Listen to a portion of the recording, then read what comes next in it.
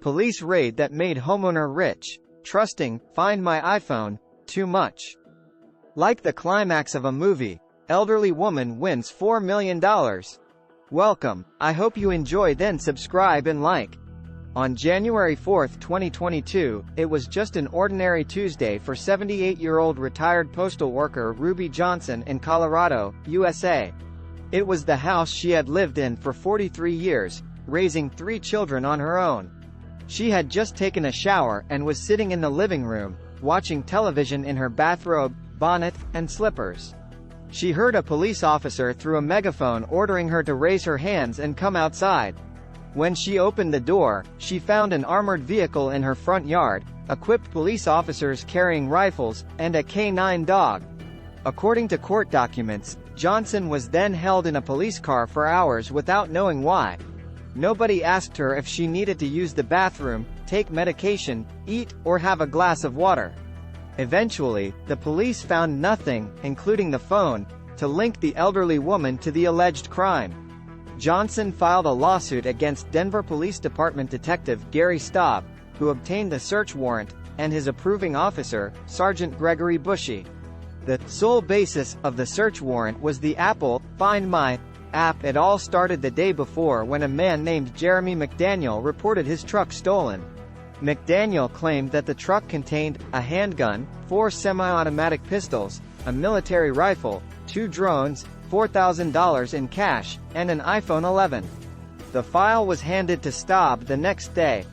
The man whose truck was stolen claimed to have used Apple's Find My app to track the phone. Here it's worth noting that this app uses cellular, Wi-Fi, GPS, and Bluetooth information to roughly determine the location of users' devices.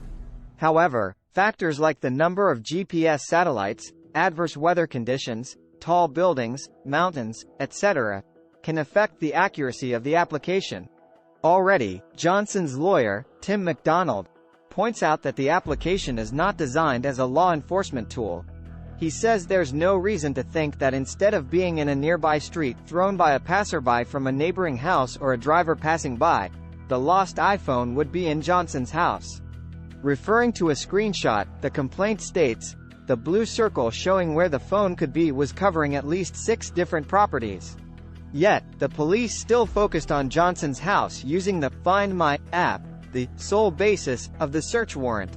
The user guide published by Apple Online eliminates any reasonable possibility justifying the search of Johnson's house. How did the police searching for a stolen truck with 6 weapons end up in the wrong house? Johnson's lawyer emphasized that Officer Staub hastily prepared and misleading document, and his superior, Officer Bushy, signed it around 11 a.m. without making any corrections. Denver Deputy District Attorney Ashley Beck approved the document at 11:42 a.m. Just over an hour later, Denver District Court Judge Beth A. Faragher signed the search warrant. Shortly thereafter, the Denver SWAT team raided Johnson's house and ordered her to leave through a megaphone. According to court documents, Johnson provided information to the police on how to open the garage door, yet a battering ram was still used. Lawyers also stated that police officers ransacked the house and broke items inside.